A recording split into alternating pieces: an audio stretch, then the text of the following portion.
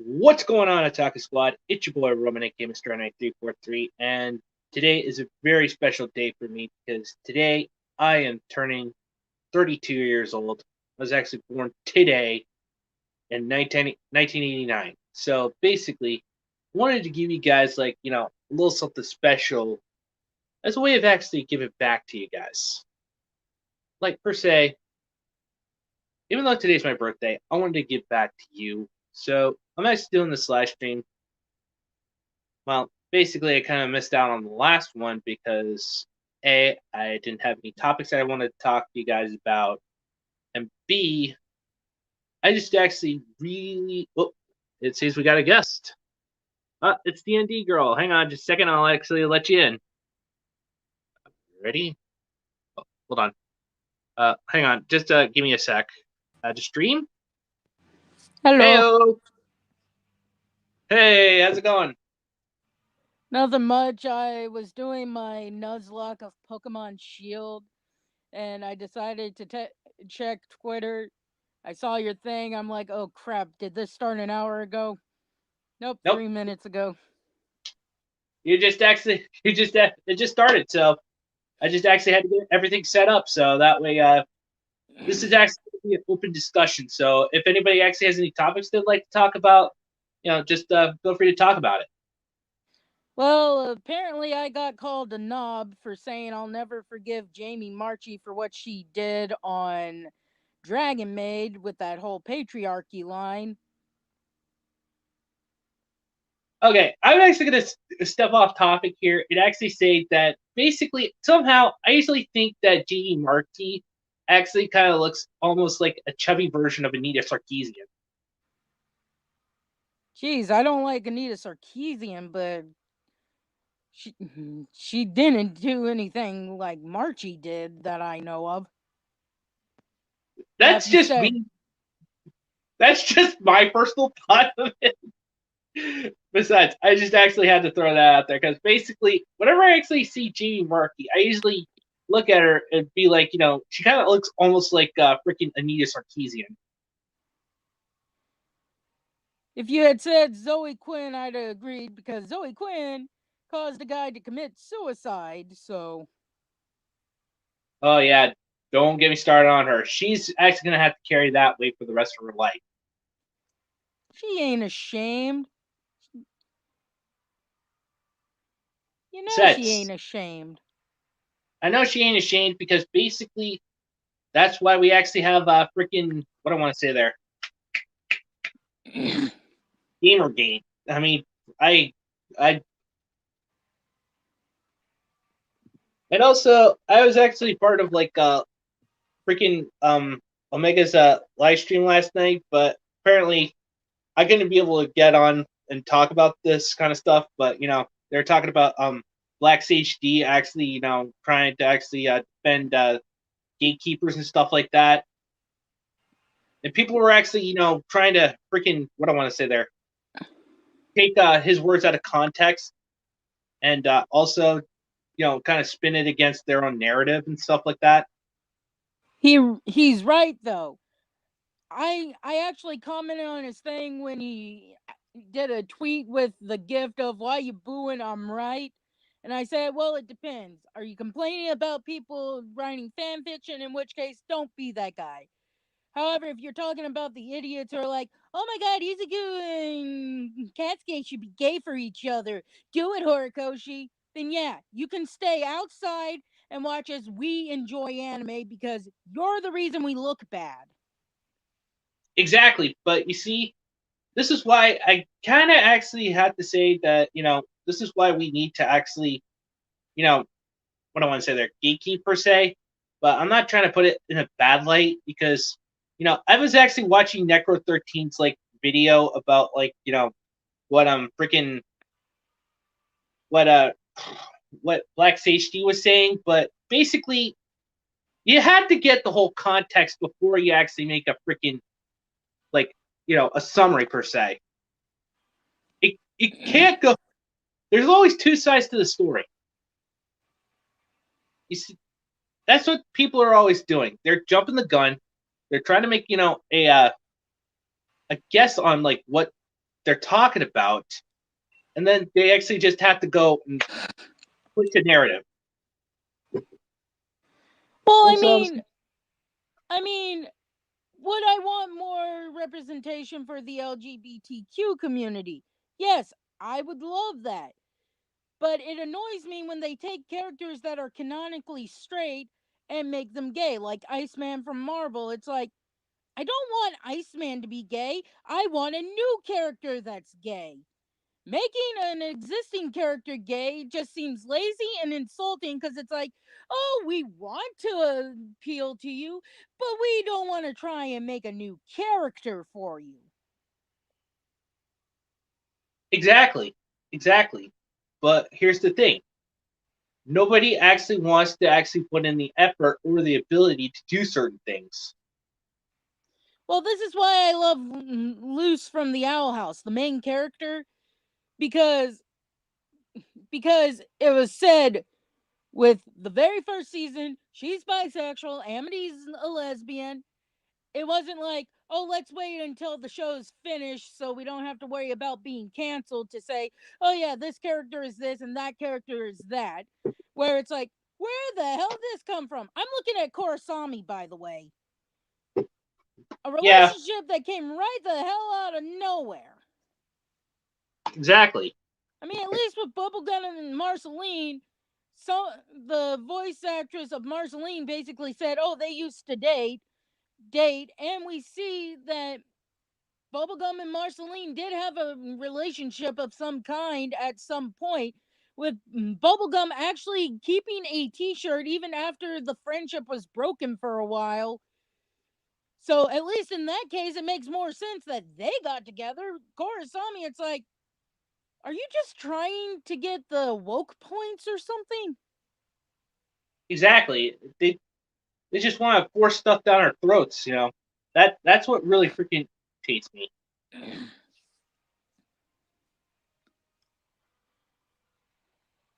This is why my story Bible I'm working on what it's basically based off. It's basically a girl ends up in what would be where all cartoons, since the conception of cartoons, live, and she meets a couple old school characters after she's saved by one with a ink blood transfusion, which turns her into a toon. Thankfully, a doctor in the cartoon world says, look, if you can get back home, you should be fine after a couple days. You'll cough up ink blood, but aside from that, you should be fine. So she's basically trying to find her way home to return to normal. But one of the characters, who is an homage to Betty Boop, named Stella Snaps. I was trying to... don't ask about the name. She explains that to her that her gal pal, everyone calls Barbara Q, who owns a diner called Barbecue's Diner. Yes, it's a play on barbecue. Hey, not she basically explains that the one episode, the one cartoon short where she and Barbara were going out to a bar, because the 20s and stuff, that was never really frowned upon back then. Yeah. She says, the one thing that annoys me is I was on Benny Bunny and I, because at one point Betty Boop was dating a dog named Bimbo. Benny Bunny and I were not a thing at the time, and I was dating Barbara, but everyone called her my gal pal for some reason.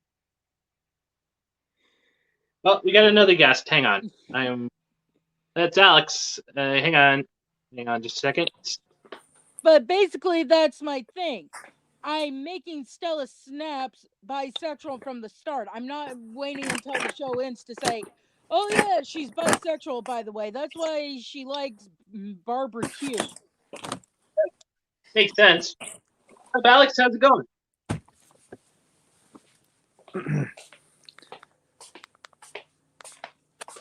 Are you walking? Yeah, I'm kind of like running around the house. Forgive me. Yeah, it's all good, man. Besides, glad you can actually come on to the live stream. Besides, this is an open chat session, so Yeah. if you got any topics you want to talk about, feel free to just speak your mind. Happy birthday, by the way. Thanks. Same. Same sentiments from me as well. 32 years ago today. Yeah, that's when I was born. Oh, I'm gonna be 32 in April. That's pretty cool. 2 years younger on my end. Whippersnapper. Yeah. We're yeah. the old parts here. Oh yeah. Do you wanna hear what happened last Sunday with my character that's gone through vampirism? Do tell.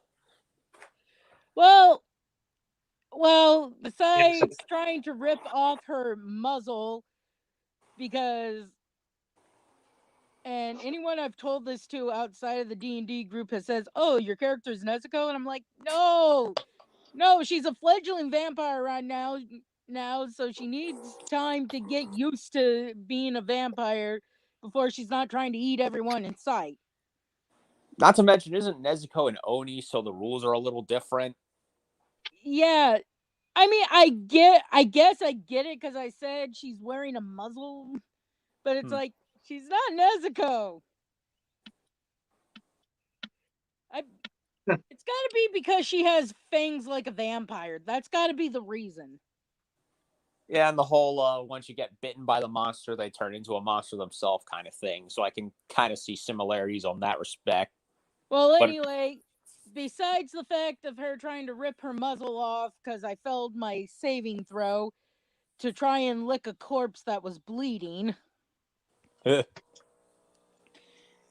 Apparently I freaked everyone in Discord out because I could have sworn I said several times that my character Jasmine is 17 years old. She will be 18 on the first day of winter within the world, which is like 3 months from now.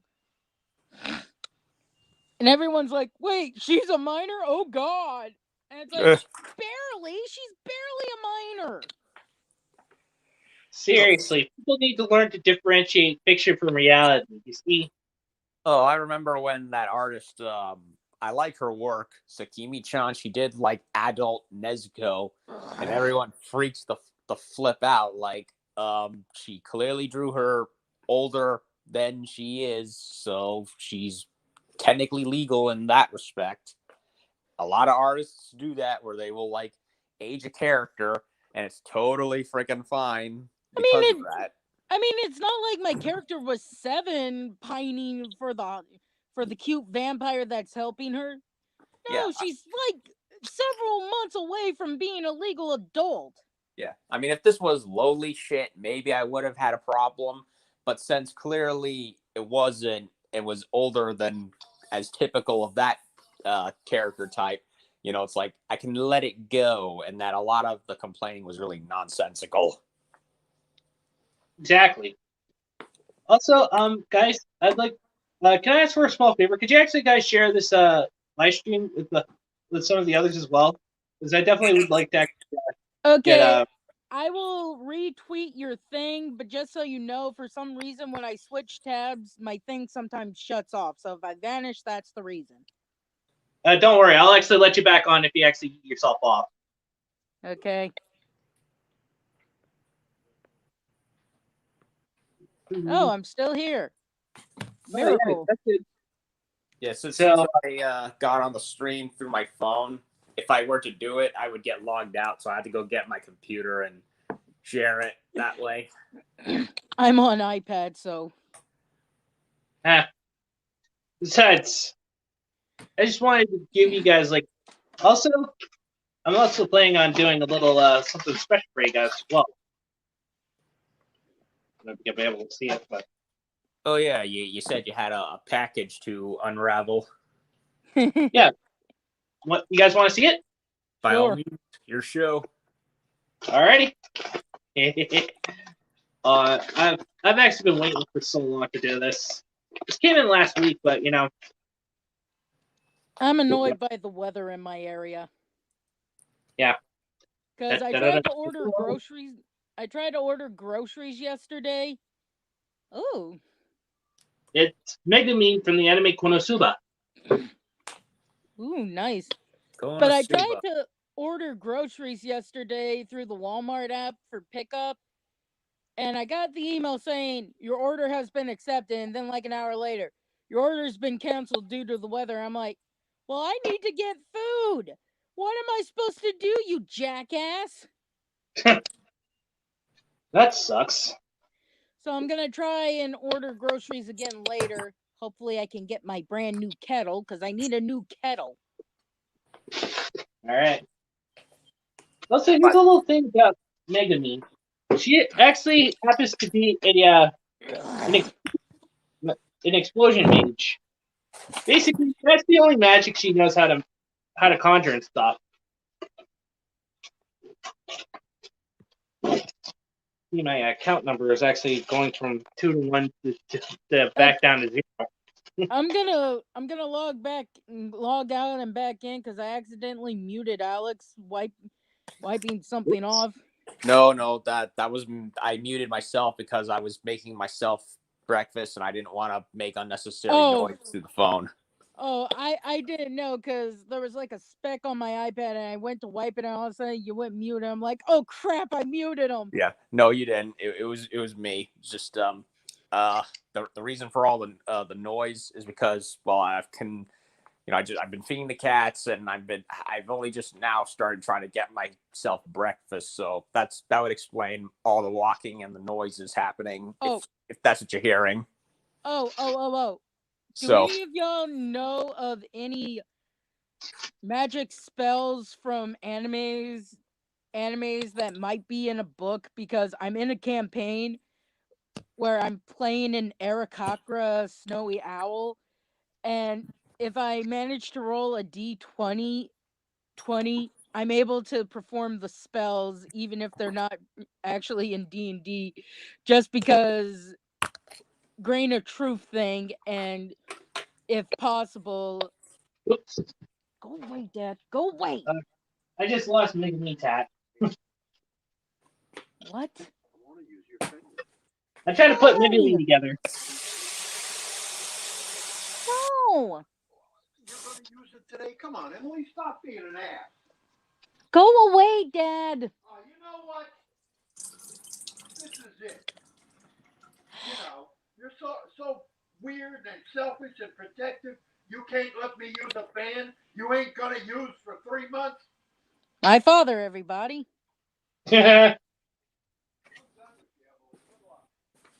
Okay, I just actually yeeted freaking Megumin's head. No.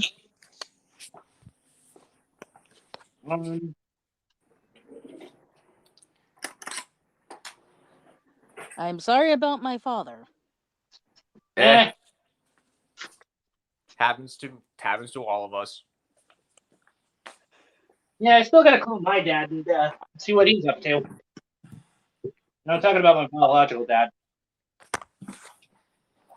Anyway, is there a book for like Konosuba that would have the spells that are used? I don't know, because it's been a while since I last watched Konosuba. No, I mean like an actual book, like for Star versus the Forces of Evil, you can buy an actual copy of the Princess Spellbook. Yeah, that's a good question. I might have to look into finding. I mean, basically, like Black Clover, for instance. Like, I'm basically gonna buy the Enchiridion and the unofficial Harry Potter book of spells, just because I want my character to have these books, because I've actually managed to get one spell to work, and one spell backfired with me swapping bodies with someone I was not intending to swap bodies with. Konosuba. That's an isekai, right? Yes. Yeah. Yeah, it has it has that one wizard chick in with the red and brown hat and robe, and the blue haired one with the weird. The goddess who's stuck up. Let's be honest, she's stuck up and whines a lot. Yeah, basically, I'll actually tell you the names of each character too. There's Darkness. She's actually a masochistic knight. Then you got Aqua, the useless goddess, and then Megumin, who's actually the freaking explosion mage. Oh They- yeah, I so- actually posted a tweet days ago asking what show or movie comes off as like a D&D session. I put this enchantment as my thing, and I got like one other thing, which was Digimon, and I'm disappointed no one else answered. Especially you, since you watch Konosuba, Mr. Anime. Yeah. I don't know if you guys can see it, but fan service. Bring on the pantsuit. I couldn't resist. Okay, basically, I just actually had to show up, show us some fan service for the fans, of course. That's the thing that freaking drives me nuts is how people always actually say that fan service is misogynistic and it actually demeans women. How? What about all the fan service that shows men, doing their thing, where they show off their biceps and whatnot? I remember a couple years ago, someone drew all the male Avengers in like swimwear style calendar thing, trying to say, see how men don't get this done to them, but women do it. I'm like, I'm bisexual, so either way, I'm getting a show. Yeah. Hell, even Fairy Tale goes equal parts fan service with both the guys and the girls from time to time. Hell, the very first moment you meet Gray, his shirt is off and is off for pretty much 90% of the whole series. I actually have a picture somewhere of a guy who was cosplaying Gray, and while you can't exactly mimic the anime where Gray's clothes just seem to explode, because he's always naked in another scene, he was willing to make it seem like he was taking his clothes off for a picture, and I posted it like on a My Little Pony thing and put, "Sweet Luna, Gray, stop."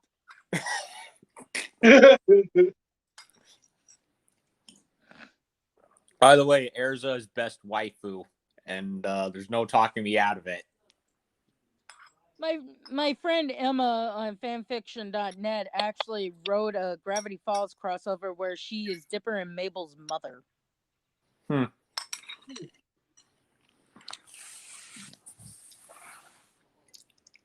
you sure? Huh? Ugh. Yeah, fanfic.net. I go there every now and then. Oh, I also have a fanfiction.net account myself as well. But my alter ego, aka Gliddy666.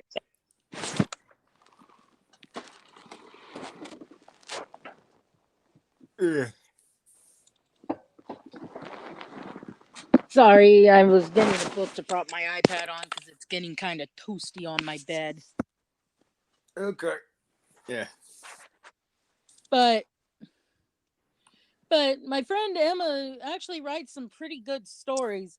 If you can get past her spelling mistakes, because she has like something with her hands that makes it hard for her to type most of the time. They're pretty good stories. What kind of annoys me is she has it on her fanfiction.net page that about having problems with her hands. Yet every time I look at reviews for her stories, especially ones I helped her with, with ideas and stuff, it's always, you need to get someone to spell check for you. I'm like, God damn it, if you would just look at her page, you'd know she doesn't mean to. Yeah, they don't see the notification. Like it's like reading the fine print. Some people are going to do it, others are not going to. Oh yeah, can we talk about Gorilla Glue Girl? Oh, like seriously, who looks at something called literally has glue in the name and thinks, yeah, I'll put that on my head. Like, no, she clearly did that just to act the fool and is trying to pass the buck for attention. There was a guy who says, I'm a lawyer, and you didn't have anything that says you should not use this on your hair. I'm like, I don't know. I think the fact that it says don't put on your skin and what is your hair coming out of? Also, isn't this like something you get out of a hardware store? Like, you do not go to hardware stores for makeup. And then people saying, well, there is glue for hair. And I'm like, unless it says it's for hair, don't use it on your hair. Exactly. And my day was soured yesterday because I found out she's from Louisiana like me. And I'm like, God damn it. Hey, there's Yeah, there's trash that, in every state and every demographic. basically, I just hope to God that my stream doesn't actually, freaking get recorded for actually talking about this crap. Eh.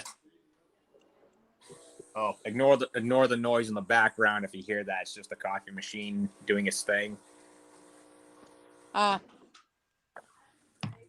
Well, I'm just saying. Every time I see something of like, don't get in your eyes and stuff, I'm like, I wasn't gonna try and spray it in my eyes, but okay. Yeah, like, and you're like, why do we need this? And then you hear about Gorilla Glue Girl, and you're like, for the people who refuse to have common sense. That makes sense. it annoys me. It's like, why do they do this? They post videos of them knowingly hurting themselves. I mean, people flubbing parkour, messing up their parkour routine where they hurt themselves. I mean, that is at least entertaining to watch, because at least you're thinking to yourself, is he gonna make it? Is he gonna make it? But then he doesn't make it. It's like kind of get a laugh at it. But then you see cringy shit like that, like the gorilla Cinnamon challenge. Yeah, or there was this one that was happening where it's like it thankfully didn't take off, but a few did do it, where it was like they put like a corn on the cob on like an electric screwdriver, and this one. Oh, please stop. I had just finally gotten that blocked from my mind. Yeah, I won't. People lost teeth. Oh God. Yeah, it's it wasn't pretty. I mean, it wasn't gory or anything, but it was clearly it was one of those like, what did you expect was gonna happen, dumbass? Exactly, but here's the thing. You see, people are always going to do stupid stuff over on TikTok because, that's actually a freaking cursed place to actually go on. And I don't go on there. I don't actually do any TikToks or anything like that. Heck, there was this one chick that was actually, standing in front of a mirror, bitching about My Hero Academia, about like how the women are actually all sexy and stuff. And basically, I was like, oh my God, will you just shut the hell up? I mean, we live in a very, very good society when people have to actually make up problems for themselves. I'm just gonna say this. Yeah. Most of the female characters are sexy. Yeah. It's fan service. And I won't lie, we should have a couple women who related to their quirk are heavy set. Like I have an OC who's heavy set because her body's made to be able to hold a carbonated and soda and stuff because her quirk involves foam that can become like expanding cement. Yeah. Make it make sense as to why someone would be heavy set. But they don't seem to also take into account that Horikoshi is basing this off of Japan too, and there's not a lot of fat people in Japan. And the ones that are fat are mostly not due to dietary reasons, but due to actual need for it, like sumo wrestlers. Like, they intentionally make themselves fat just so they can do the sport that they do. By and large, other than them, you will very rarely, from what I've seen, ever see an obese person in Japan. Unless they're tourists. Yeah, which sadly is us, and you can thank our terrible diets for it. Oh, I know our diets suck. I mean, And also another thing, guys, this really freaking irritates me. People are actually saying that basically freaking obesity is actually considered hate speech. no, it isn't. I'm $1 of Twinkies away of being told I need to get my foot cut off. Like me, I've lately been trying to do whatever gym I can because I work most days, and I've lost weight compared to how I used to look. I'm on a stream, Dad, with a couple of buddies. Sorry, that was folks. I mean, I'm not gonna say there aren't health problems that cause it to make it hard for people to lose weight, but you really should be at least trying to stay in shape. Exactly, and I look at I look at some characters both in anime or even in real life played by actors who are like physically fit, and I'm like, God damn, why don't I look like that? And so it's kind of like motivation in a sense to go and get myself in some kind of good shape.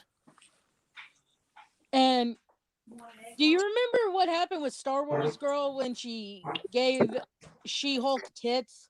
Yes, she tried yeah. to give her some sense of her old form back because the current artists are freaking awful. Exactly. And I'm sorry, people saying, "Oh, why you gotta give her boobs?" I'm like, because she looks like fucking Bruce in drag. Yeah, Nothing against Bruce wanting to be in drag, but it's like, if this is supposed to be Bruce in drag, okay, but if it isn't, she needs maybe not big perky tits, but at least enough that you know she's a woman. And not to mention, the whole point of She-Hulk was she's basically, well, I guess you could say in her own way, the anti-Hulk, because she has control over her power, and that it allowed her to basically go into the, albeit green, the image that she wanted for herself. So seeing her turned into basically into a female orc from 40K, it's like, that's not what the character was about. I think it's jealousy. Oh, a lot of it is. Women cannot stand that men are more, or even lesbian women and bisexual women are more attracted to fictional characters than what they have to look at in real life, because these women aren't trying. I'm at least trying. Will I ever be like old school She-Hulk? Probably not, but I'm at least trying for my health and stuff. Yep. People just need to understand that basically you gotta learn to differentiate fiction from reality, and also try to actually set an example for yourself, not think of that's what people should expect of you. Yeah, you should actually just set examples for yourself. Also, I am cracking up at these women who were basically defending reboot She-Hulk and saying anyone who was fans of the original are just sexist men.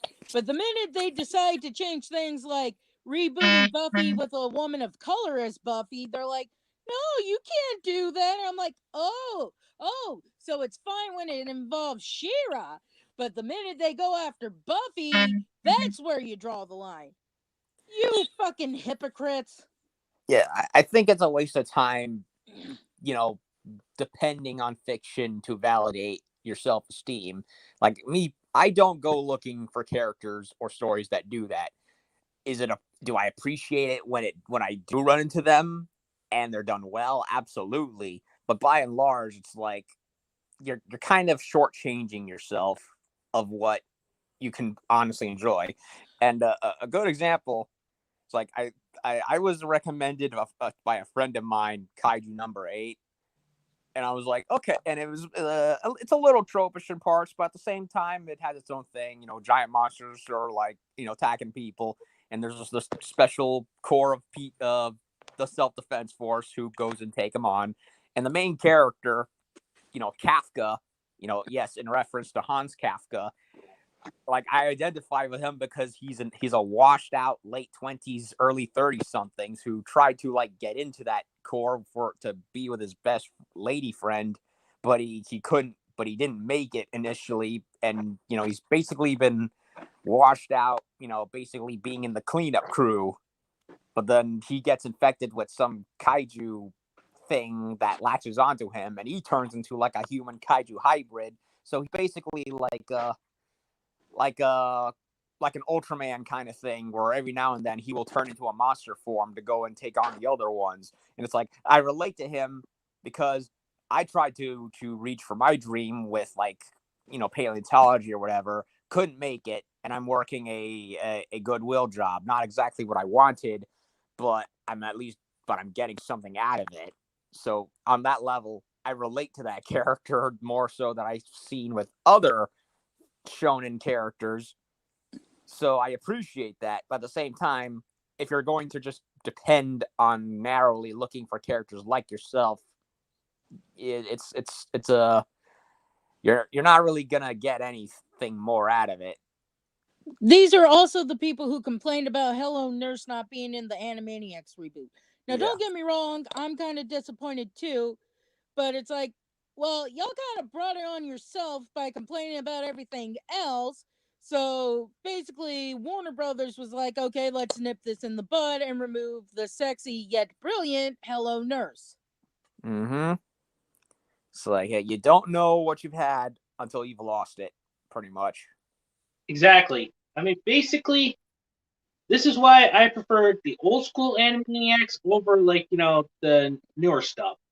I mean, Hello Nurse got a song saying that, basically pointing out, yes, she's gorgeous, but yes, she's brilliant as well. Yeah, like I personally wasn't a fan of the original Animaniacs. Like the gag nature of it just didn't appeal to me. But I can understand why a lot of people liked it, especially with the production value involved. But like many other Western shows that are just haphazardly brought back, I had no interest in it, regardless, because I knew what to expect. You're gonna get stuff that was once good, now considered bad, taken out arbitrarily, and maybe if on its best day, you'll maybe have only a tiny bit of SJW shit, but what other than annoys that, me about the reboot, besides the blink and you'll miss it moment about reboots, where they had a thing with Johnny Depp that said telling lies, I'm like, you could have taken that out easily. And they said, oh, well, it would have taken too long. Meanwhile, an episode with a number that was actually a sex line number, they took that episode down for a day, removed the number, and put it back up. And I'm like, you lying bastards. Anyway, another thing makes me not want to watch the reboot is they've removed all the other side characters like Katie Kaboom, Slappy Squirrel, Minerva Mink. It's like, you've taken the characters I liked, besides the Warner Brothers and the Warner sister, and just made it a thing of bland. And it's like, yeah, I think I'm just gonna watch the original where I can watch Slappy Squirrel. yeah, it's not like Transformers where every version is different from the other, and you get either characters different from or similar to older ones. Like, for example, you could look at Armada and think of Hot Shot as like that version of Bumblebee. But when it comes to something like Animaniacs or majority of other Western shows, it's not really like that. You kind of expect certain characters to be there, and when they're not there, it's like, yeah, it feels incomplete, and as a result, it feels wrong. And the only character they did bring back, which was for a gag, was Chicken Boo. Just so the Animaniacs could point out on every top 10 list, top 10 worst list, Chicken Boo's always number one. And I'm like, yeah, I didn't like Chicken Boo, but I kind of would have rather seen Katie Kaboom, you know? Yeah.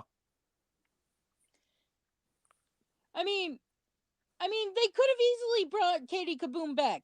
Heck, considering it's been long enough that she wouldn't be a teenager anymore in real life, you could have had her as the parent and her having to deal with what her parents had to deal with her own daughter being basically kaboom. They could have named the daughter Sadie. Katie and Sadie. Kaboom. Oh, God. But no. Because Katie was the typical 90s teenager and gushing over boys and stuff. She's problematic, and it's like, you missed the whole point. It's the joke of teenagers always blowing things out of proportion. Yeah, because they're in that point in their life where the hormones run wild and they don't think straight a lot of the time. I think any of us who has been a teenager at one point in time can honestly be like, yeah, that stuff happens. There's nothing offensive about it. I mean, one short of Katie Kaboom was freaking hilarious because it shows her seeing she's got a tiny little zit. Oh, God. And then she starts screaming and she morphs into an ogre or something, yelling, "This zit is huge!" And it actually does become huge when she turns into the ogre-like creature. But really, it's just a little zit that you could put a dot of concealer on and it's hidden. So basically, she goes super emotional, and as a result, she makes herself look worse than it actually is. Yeah, and her parents and little brother are like, hit the deck, hiding behind furniture and stuff. Okay, that is funny. and like the thing, there was another short of Katie Kaboom where one of the guys she has a crush on calls, and her father says, "Oh, some boy called for you," and she's like, "Well, which one, Michael or Brad?" And he's like, "Oh, I can't remember." He's basically supposed to be based off Bing Crosby or something, which kind of makes me wonder how Katie got away with being herself for so long. Yeah. If you know the history about Bing Crosby. Mm. And then she turns into a phone monster, kind of like Medusa, screaming about it. And then she gets a phone call, answers it, and she says, "Oh, hi, Brad." Hangs up the phone and says, "That was Brad. He just wanted to know if I could help him with his math homework." And her parents are like, I think I aged 10 years. And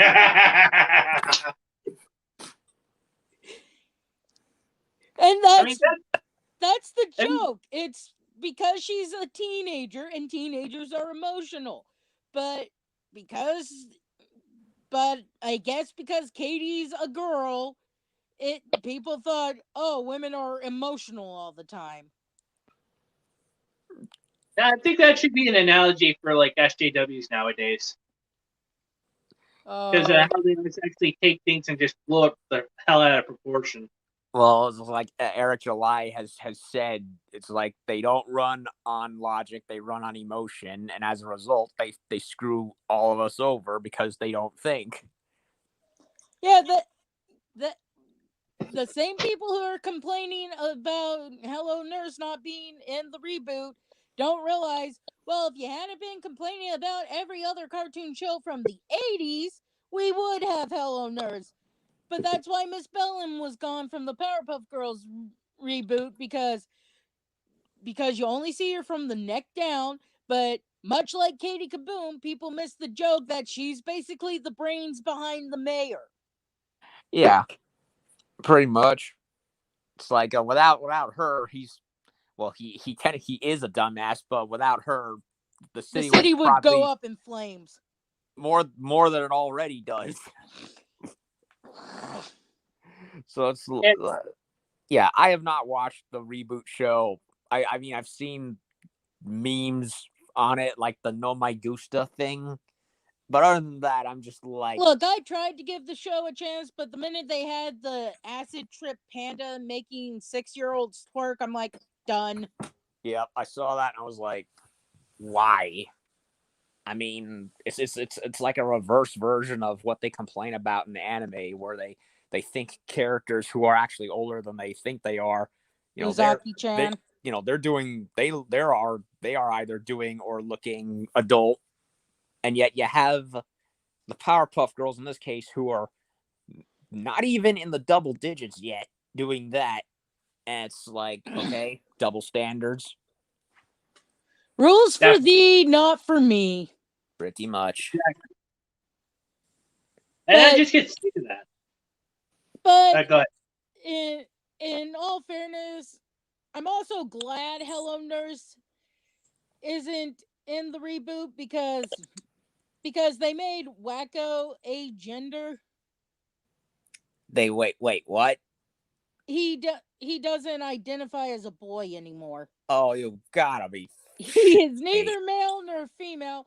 I'm like, well, after hearing that, I'm kind of grateful Hello Nurse isn't in there, because someone would decide, hey, let's make Dot bisexual and have her hooting and hollering with her brothers when Hello Nurse passes by. Why? I mean, again, I'm not a fan of the show, and even I'm cringing at it. Ugh. Well, this is like the Gem movie. I never watched the Gem cartoons growing up because this was before I was even a thought.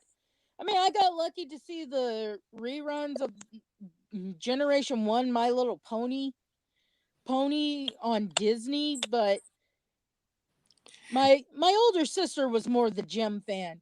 Yeah, I never heard of it until I actually never heard of Gem and the Holograms until the movie came out not long ago. I was like, wait, that was a thing? Yeah, and I watched like 15 minutes. I'm like, Jesus, I'm not even a fan, and I hate everything about this. Yeah, I mean, I actually, just out of curiosity, I watched like Friendship is Magic, and I came out surprisingly like enjoying it. Like, the show's actually not too bad, really. Yeah, if you ignore the fandom, it's pretty good. If you look at the fandom, you're kind of going to be turned off, because it's like, Jesus, if this show makes people do this stuff, I don't want to watch it. It's kind of like the Steven Universe fandom, where they're all like rabid.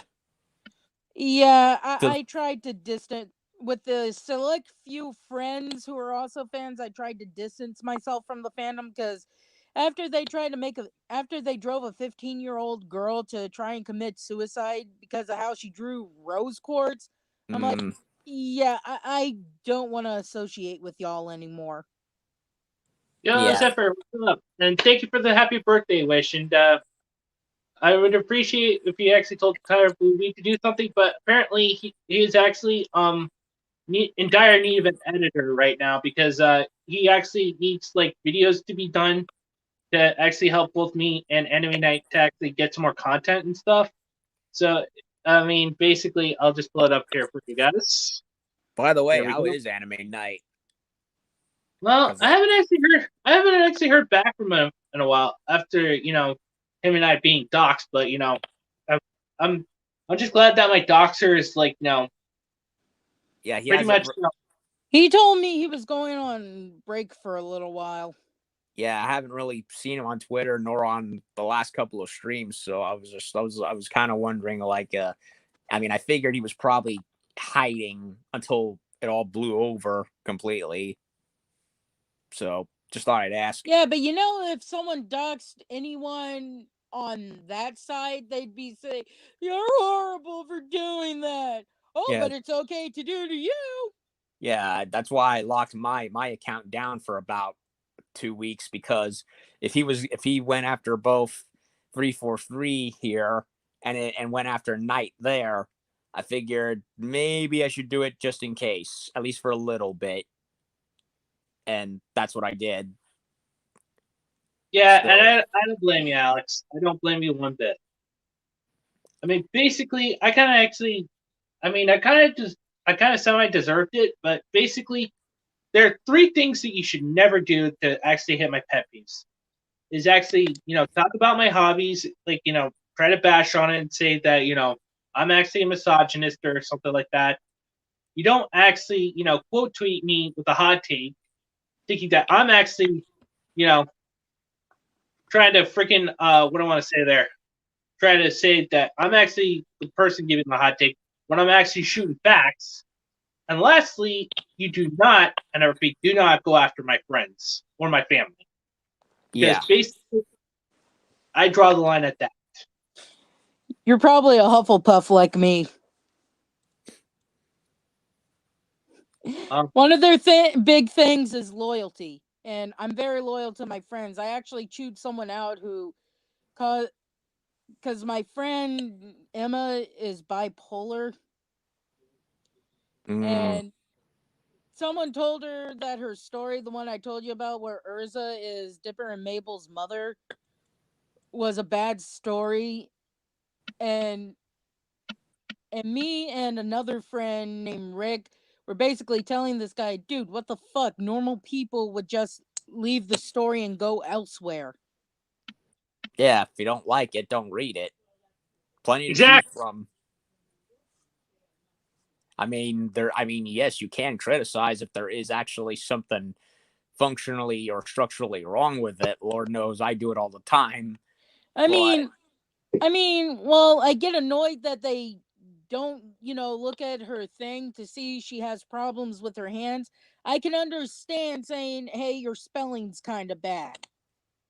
Yeah. Like, if there's a definite reason and it's like, okay, I get it. Like, drop it and move on.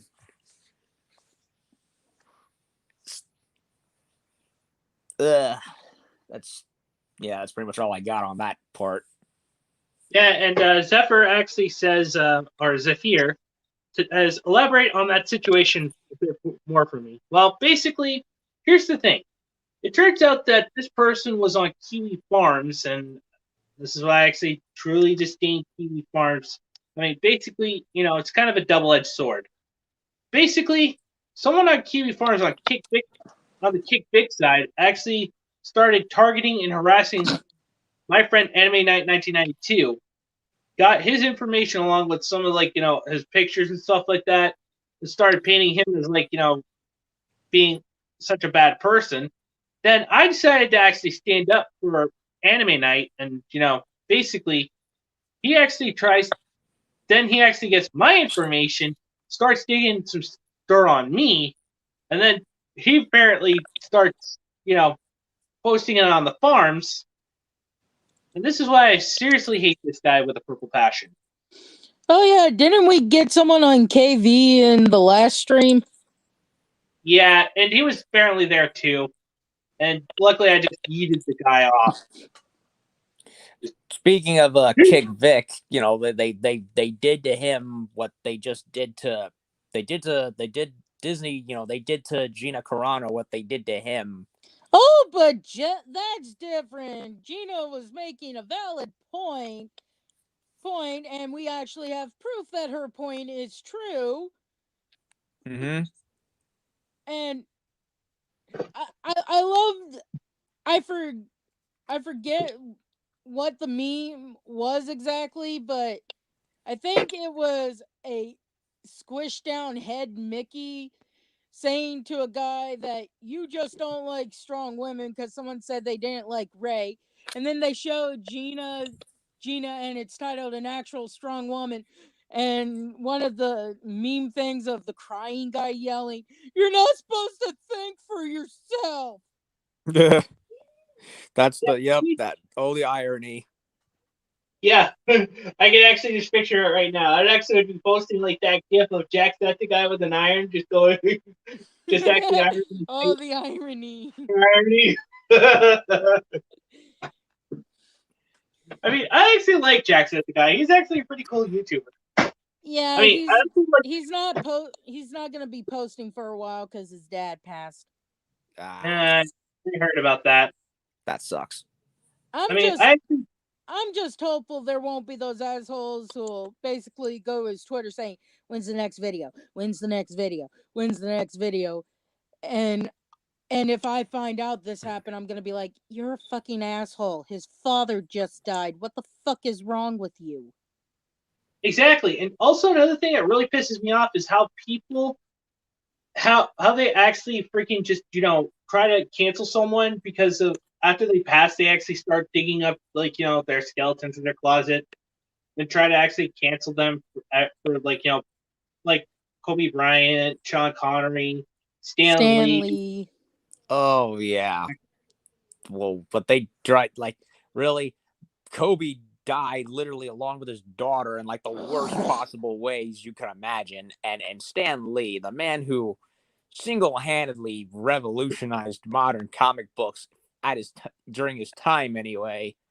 Like, really, you're just gonna ignore everything both of them have said and done, and just besmirch them because Oh, my dad was actually watching a documentary. I don't know if it was about Marvel or Stan Lee himself, but I ended up catching Stan Lee saying that he and his wife were willing to adopt a Jewish child, but because neither of them were Jewish, they weren't allowed to. I'm like, why the hell not? I'm sure Stan and his wife would have made sure the kid knew about the Jewish roots as well as their roots, you know?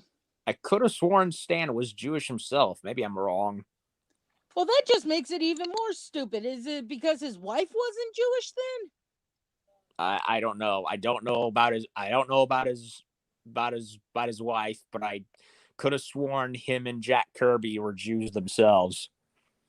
Well, this is news to me if it's true, but he said, hey, look, we're willing to adopt the child, but apparently because his wife was Episcopalian or something, they weren't allowed to adopt a Jewish child. Mm. And it's like, why? Why? There's a child that needs a home, and you're basically going to begrudge them a home because the people wanting to adopt aren't Jewish or something? What the hell? Yeah, I don't know about that, but I do know it's like in some religious communities, it's like they can only do as much as their codes allow them to do. Like, for example, on my end, like it's if on one sect it's like like the Jewish part of the family is passed through the mother, not the dad, lies as typical of other family hierarchies. But then we're not so stringent on it, so it's like it depends on the people, I suppose. Look, let me say this, like example. If I had a husband or whatever, ever, and I adopted a Japanese child or a Mexican child, I would make sure that they knew about their their blood roots as well as my roots. Yeah, makes sense. Like, I'm all for maintaining tradition and all, but at the same time, you don't want to be too zealous to the point where it overrides like your common sense or anything like that. I It's kind of the thing about vegan. If I were to be a vegan, this is a hypothetical thing because I would never be vegan. I don't plan to be vegan either. So, but if I were a vegan, I might tell my child, hey, you gotta eat what I eat until you're at least 13. After that, it's up to you whether or not you stay vegan or decide to eat meat. I wouldn't be like one of those vegans that, like, if you eat meat, you're disowned from the family. Ugh. Yeah, that's like cultish behavior right there. Like, I'm more of a carnivore than I am a vegetarian, but even I'll be like, hey, if you like this stuff, Bob's your uncle, eat it. I'm not gonna force you to eat how I eat. I might even say, and you might have to try and make your own money if you want to eat the meat in the house because I won't buy it. Let them learn the value of $1 too. Yep. I hope they got that dog from the vegan teacher because she's forcing her dog to be vegan. It doesn't work. Basically, dogs are carnivores. Yeah. Dogs are omnivore, at least, if not carnivores. Let me guess, she probably believes science or something. No, she made a song saying vegan is heaven. Ugh. Oh God, no. Basically, I just really have to give it to Gordon Ramsay for actually calling her a vegan donut. And That she would got actually- upset about it. It's like, well, you told him that he was gonna call you a donut, and he decided to go even further and call you a vegan donut. Ugh. This is why I truly respect Gordon Ramsay. She put herself out there with that. She could have said, I don't like Gordon Ramsay eating meat, and that'd have been that. And maybe I'd have been like, look, I'm not a vegan, but that was kind of a dick thing to do, Gordon. But when she says, and he'll call me a donut, and it's like, you walked in on that. That's on you.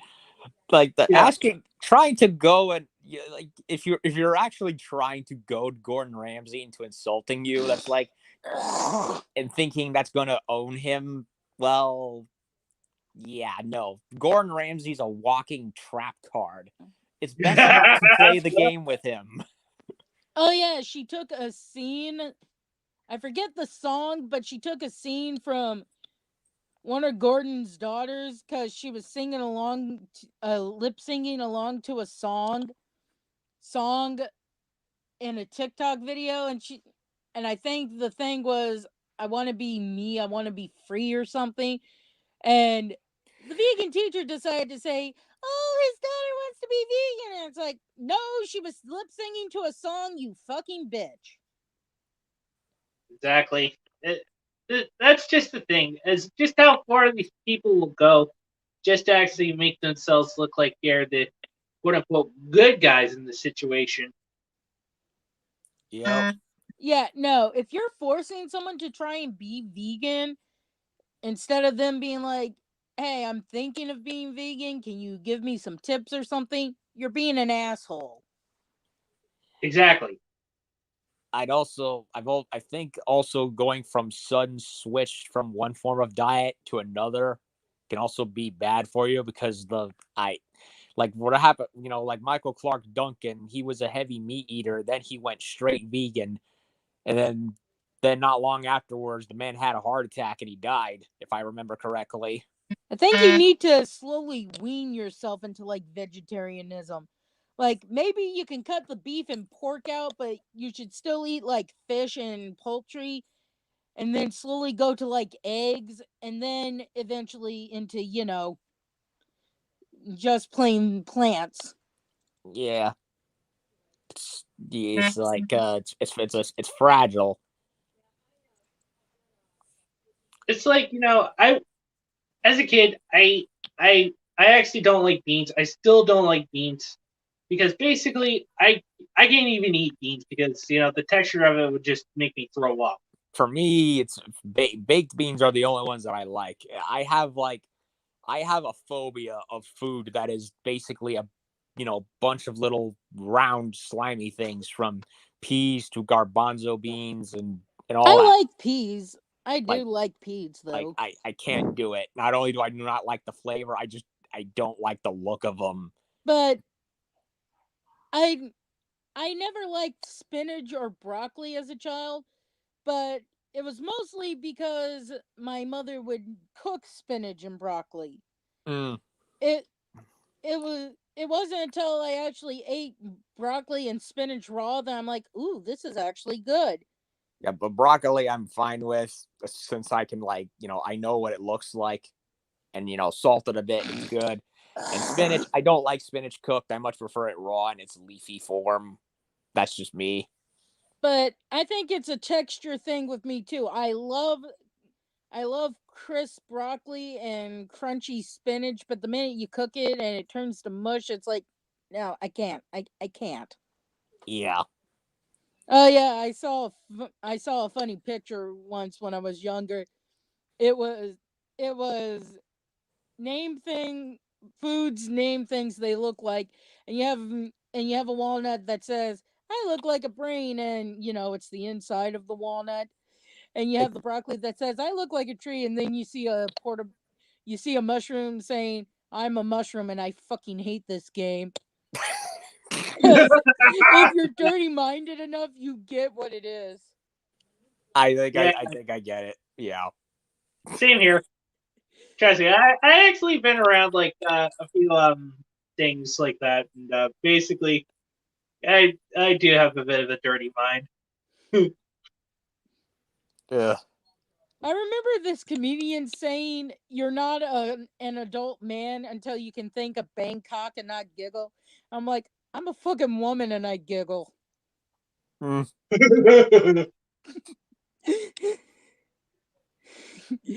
so if anything sexist, it's assuming that only men are gonna giggle like idiots to the name Bangkok.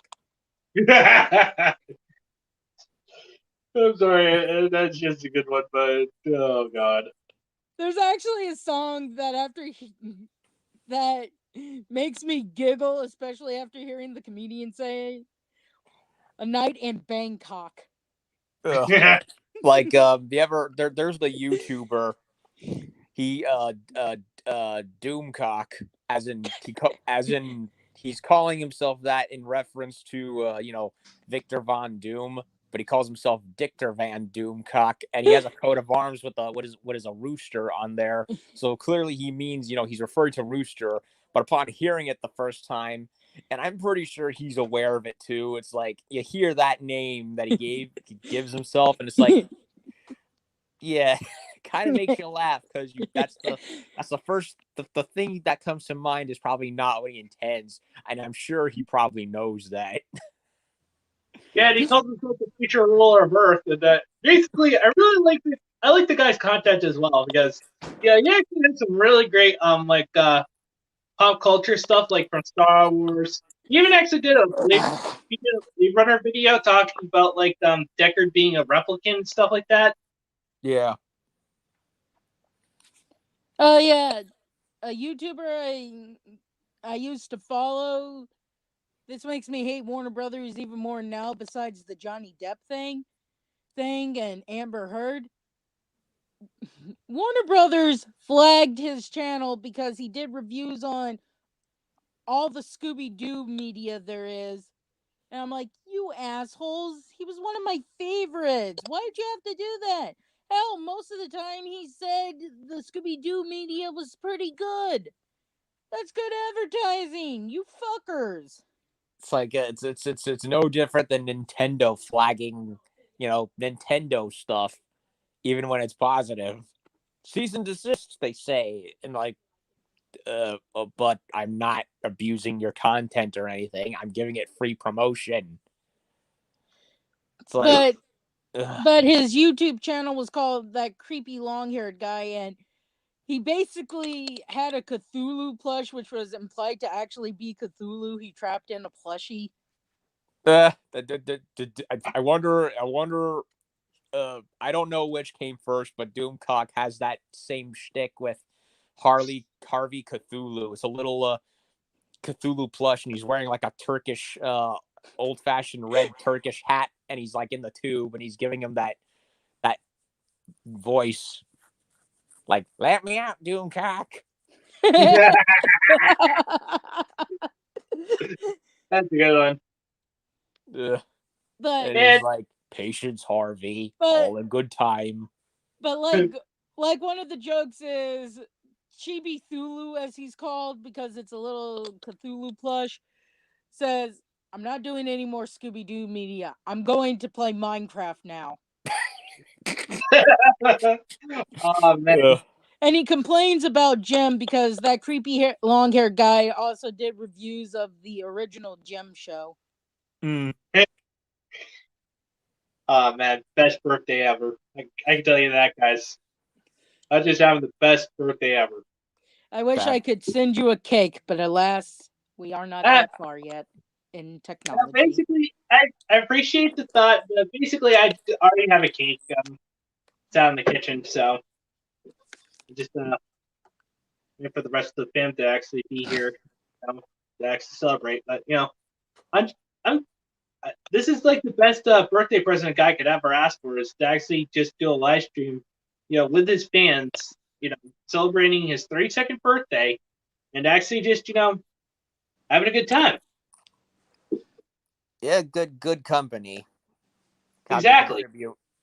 I'm very hopeful he's eventually able to get his channel back up, because I'm gonna be disappointed if he can't. And Yeah, that'll just basically. give me a reason to go to a Warner Brothers studio and throw a piss-filled balloon at it. Oh my god. Yeah. I'm that pissed. You know what annoys me? Like, I'd be streaming a game, but then all of us, like, off the PlayStation, but then for whatever reason, the developers put in some stupid coding where it's like you get to like the very end of a certain game, and all of a sudden it's like it it triggers a code where it makes it intentionally blocked out. Where it's like, yeah, my voice is still broadcasting, but the footage is being blocked from view. It's like, you assholes, you let me stream like 99% of a game, but now all of a sudden I'm at the ending. It's like, really with this shit. Like, but we don't want you spoiling the ending. Like, it happened with like Yakuza Kiwami 1, which is basically a remake of the original game from back on the PS2. They did it. Capcom did it with Okami, again, another old game from 10 years ago. And it's like, what was the point of that? Look, I'm sorry. The reason I watch Let's Plays of newer games is because, like, I have a Switch Lite. So if I see a game for the Switch that might interest me, I'll be like, you know what? I want to watch someone do a playthrough just so I can be sure I would like the game. Because Exactly. I remember back before you could look through playthroughs, getting a bunch of games that kind of sucked because they weren't what I was expecting. Basically, I was misled, you could see. Yeah. Whereas with a playthrough, I can look, and if I'm like, oh god, this is tedious and it hurts my head, I can skip that game. Yeah, and maybe some of us actually would like to know the ending to judge whether or not the game is worth it or not. Like a good example, Lord of the Rings: The Third Age, which was basically, it was a turn-based JRPG style game. I never beat it because, and I almost beat it, but I got to like the final fight with the Witch King where he completely beat my ass, and I like slaved away at him for like an hour until he finally killed me. And I this was my first attempt at such a game, so I didn't grind like I probably should have. That was a foreign concept to me back then. So the fact that I even got as far as I did is, quite frankly, miraculous, really. Well, But I never beat it.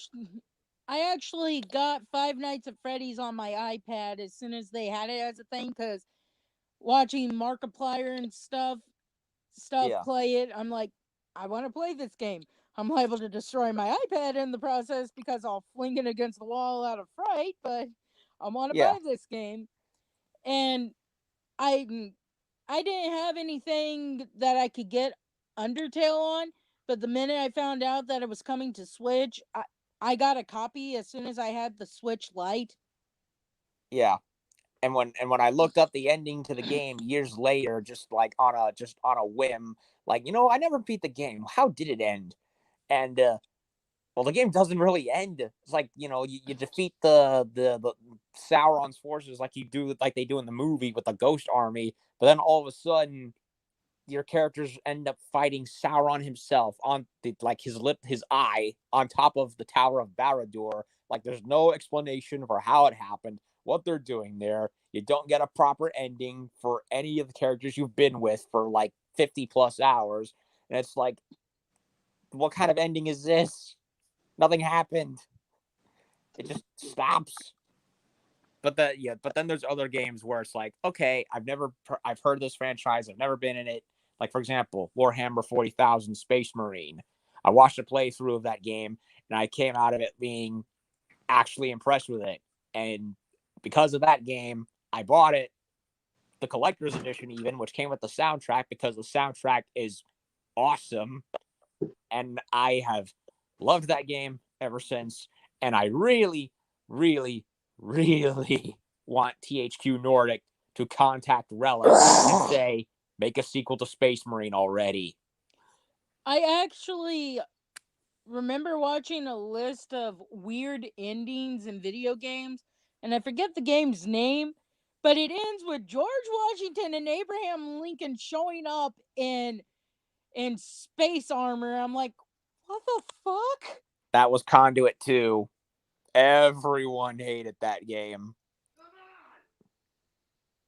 Like, the first Conduit was basically, I guess, Nintendo's more watered down, shooter version of Deus Ex with all the Illuminati, Secret Order stuff happening. And then 2 happens, and it's even worse than the first one. And then I heard about the infamous ending with all the presidents, and I'm like, what? The cocktail of acid What and was mushrooms. this supposed to mean? Are the presidents actually aliens? What is this? Like, the game bombed so bad they never made a follow-up. Let's just say that basically there are some things that should not meant to be, okay? Let's put it that. I mean, there's cases where you can make a bad idea when handled well into a good one, but then there's the opposite case where a good idea can end up being bad because it was presented poorly. If I could find someone to do the programming for me, I kind of want to include that in my point and click game idea, where you have Abraham Lincoln just standing there, and whoever you chose is like, Abraham Lincoln, I thought you died. No, I was taken by aliens and brought to modern day. Like, and then the character be like, that is the stupidest thing I've ever heard. Who writes this?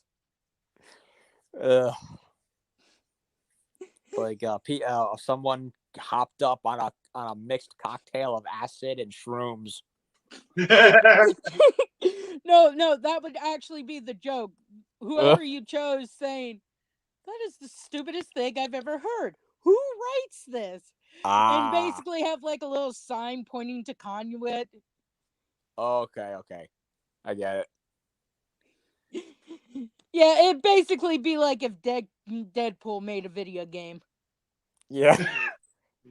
Yeah, I actually played the Deadpool video game that, like, from High Moon. Oh god, that was just so much fun. That game, I honestly, it's like, it wasn't great, but it was entertaining as shit. Exactly, especially the part where freaking Deadpool actually cuts his own intestines, and then he falls out to the guy in the scribble bicycle, like, dude, he's a dude inside us. And then freaking DP's like, yeah, but not in the fun way.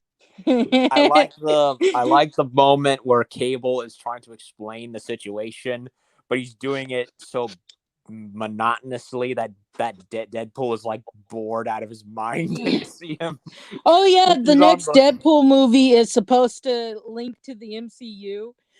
My friend told me this, and I'm like, I'm gonna be very disappointed if they don't have Deadpool make a joke about being owned by Disney and be like, since I'm owned by the mouse now, I'm gonna try and clean up my language. And then like he stubs his toe or something, and he's like, screw it, fuck. And like there's a Mickey doll with a tear going down. That would be hilarious. Yeah, I would came up with an interesting like idea for like freaking my Magical Girl series that I was actually thinking about doing, but instead of having like a girl, it's actually an androgynous boy. And oh my god, I'd actually have to freaking throw shade at like freaking Magical Girl Friendship Squad, but I'm trying to figure that kind of idea out because actually that was what was supposed to be for Steven Universe. All the gems were supposed to be magical girls, and Steven was supposed to be this anomaly where he's a boy, but he turns into a magical girl, which would look like rose quartz. Speaking of the Deadpool game, it's like High Moon. That studio needs more work again. Like, I loved their Transformers games, but ever since fall of Cybertron and Deadpool, along with Raven Software, they've pretty much been relegated to being Call of Duty's maintenance crew, and it annoys the piss out of me. Yeah, exactly. I mean, basically, we need like newer ideas, but basically, people are just hashing out old ideas or doing like freaking watered down reboots. I mean, I'm just also freaking- saying this to Screw Attack or Death Battles, whatever they want to call themselves now. Fuck you. You're the one who decided Pinkie Pie and Deadpool should be friends, so now they're friends. You're not allowed to pretend Pinkie Pie never came on the show. I now headcanon them as friends. That's on you. If you didn't want to mention Pinkie Pie ever again, you should have never done that video. The Pinkie Pie and Deadpool fighting, I cannot honestly picture that in my head ever happening. Yeah, that would never happen. The fact that Pinkie Pie breaks the fourth wall would instantly have Deadpool be like, I can't fight her. She is a kindred spirit. Him completely destroying Harley Quinn, I can see happening, especially since, well, DC keeps trying to make her into a Deadpool type, and it doesn't work nearly as well. And I can see Deadpool being like, you're trying too hard.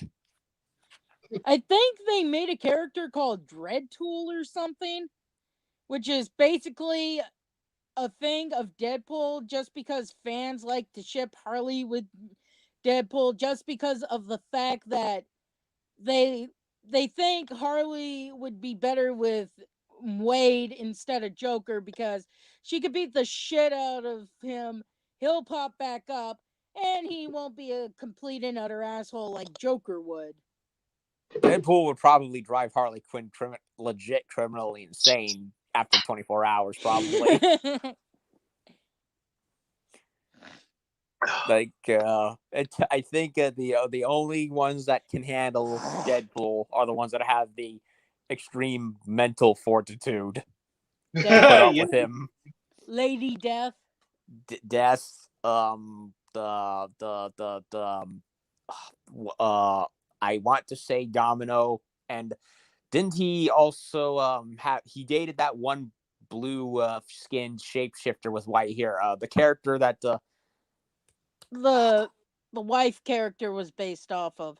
Yeah, who they I was like, why didn't you make her into a mutant into the second movie? But I was like so disappointed when they didn't do that. Especially since she was in that chamber thing that he was put in. Yeah, I was like, you missed the golden opportunity to make her closer to her comic counterpart, not just in name. I was so disappointed. Oh yeah, another thing, because it's supposed to be the next movie's supposed to link into the MCU. I'm kind of hoping to see a scene where you see Deadpool just standing there and everyone's turning to dust and he's like, "Oh, come on." And being like, "Really? You're still mad at me being like more by death, Thanos? Really?" Because you know that's the only reason why he wouldn't be snapped. Yeah. Because Thanos hates him so much, so he's like, you know what? Death is too good for you. You're going to be in between for as long as I will it. Yeah, that'd be the only reason he doesn't get Thanos snapped is because Thanos be like, half the universe and make sure Wade Wilson is in the half that survives. Yeah. Well, yeah, because if he dies, then he ends up with death anyway. So it's like, and that means Deadpool wins, and Thanos does not want Deadpool to win. Nope. Yo, what's up, man? Besides, thank you for the happy birthday wish, and I'm actually doing pretty good, man. We're just actually just chatting right now. In fact, I'll just pull up his comic for you guys. There you go. But besides the Deadpool game, yeah, I've only recently got into it, but I've played, like I mentioned, Yakuza Kiwami 1. I played through that, and I'm in the middle of playing Kiwami 2, and Razor Fist did like a review of the newest one, Like a Dragon, and he put it pretty accurately, where it's like, I never played a shit post game before or something like that. And that's pretty much what the Deadpool and Yakuza games are. They're playable shit posts when you think about it. They also need to make a joke about the fact that the guy who played Thanos was also Cable in Fox's thing. Oh, yeah. Like, have Deadpool like, whoa, Cable! I didn't know you were Thanos! And then Thanos is like, who the fuck is Cable? It's like a reuse of the I don't know who you are joke, but in a different way. Yeah. I'm kind of disappointed with the whole thing that they were doing with WandaVision, saying that it was basically going to be on levels of Luke Skywalker showing up in the Mandalorian thing. Because someone suggested Deadpool on his couch watching WandaVision. I'm like, I want this now. Just to have Deadpool say, you know, this is House of M. They've just tweaked it because the X-Men haven't entered the MCU yet. Now I think about it, you're kind of right about that, because the whole House of M thing was what Wanda went insane and basically tried to make a new reality where mutants don't exist. No, that was at the end of House of M.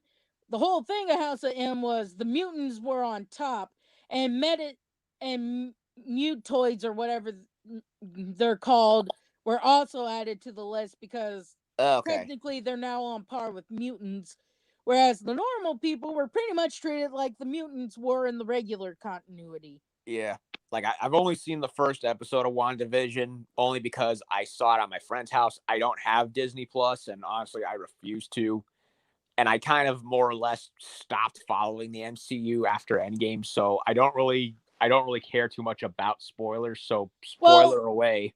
Well, when I started watching, I got lucky. Someone let me borrow their account, so I wouldn't have to buy Disney Plus. And when they got to the part where Wanda has twins, I'm like, this is so House of M, because that was the reason she went insane, was because she had this dream or something where she and Vision managed to have twins, and Charles is like, okay, Wanda, you have to get rid of them. They aren't real, because Vision doesn't have the packaging to do everything. Okay. So you need to put these twins away. And she's like, no, they're my babies, they're real. And all of a sudden, all of reality got rewritten. Is it me, or is Professor X kind of an asshole from time to time? Yeah, kind of makes you wonder if Magneto really is the villain or not. In a way, Magneto is, well, he sees himself as the hero. That's why, if you look at Magneto's backstory, you kind of can't blame the man for being like, you know what, normal people need to die, because if before they retconned him at some point, it was always he had a daughter with a woman named Anya. The woman wasn't named Anya, it was the daughter. And he knew about his powers and stuff, and these men who figured it out stopped him from trying to save his daughter from a fire. And as you're reading this, you see, Papa, I'm burning, why? And she dies jumping out of a window, being burnt alive. And he kills all the men, and his wife, who is pregnant with his second daughter and his first son, the twins, runs off saying, you're a monster. And I'm like, lady, these people let your daughter die. Your husband could have saved her if they hadn't stopped him. Yeah, it's I always funny enough, I never really liked how they called them the Brotherhood of Evil Mutants, because the more I think about it, it's like Magneto to me never really came off as a genuinely evil person, just a dude who just got the shit kicked into him far too much in his younger days up till now, and so it's like he sees himself as the hero. When it was like the 90s and stuff, when it would make sense someone could have gone through World War II and stuff. He was a prisoner of war during World War II in a concentration camp. Yeah. you even see in the third movies him showing the mark they gave him, saying, "This is all I need as my proof."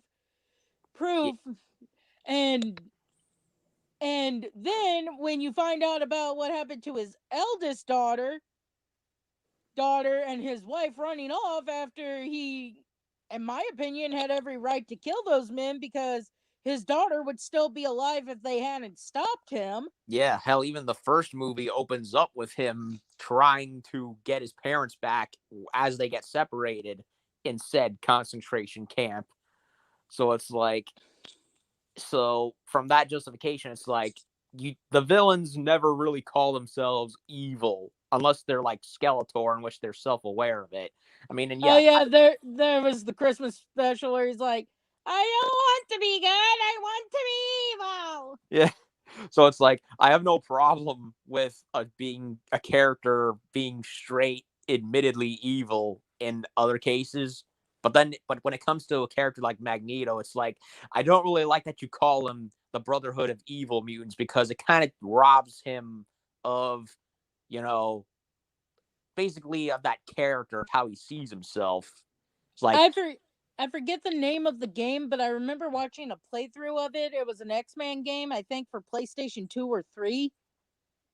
But you had a choice between 3 characters: football player, X-Men Japanese. Destiny.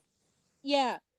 And Yeah, I never played it, but I know of it. While I like the Japanese character a lot, I kind of like the guy who was raised by anti-mutant groups, because his father was one. Because then it becomes a thing of, everything I know is a lie because my own father disowned me when my mutant powers started manifesting. That character is probably the one that fits the general story of that game the most, honestly, because you have him with the preconceived notion of mutants bad, but then when you have him interact with the X-Men, it's, and depending on how you chose to have the character's journey go, it's like, wait, everything I've been led to believe is a lie. They're people too. They just happen to have worse luck because of their gifts, if you want to call them that.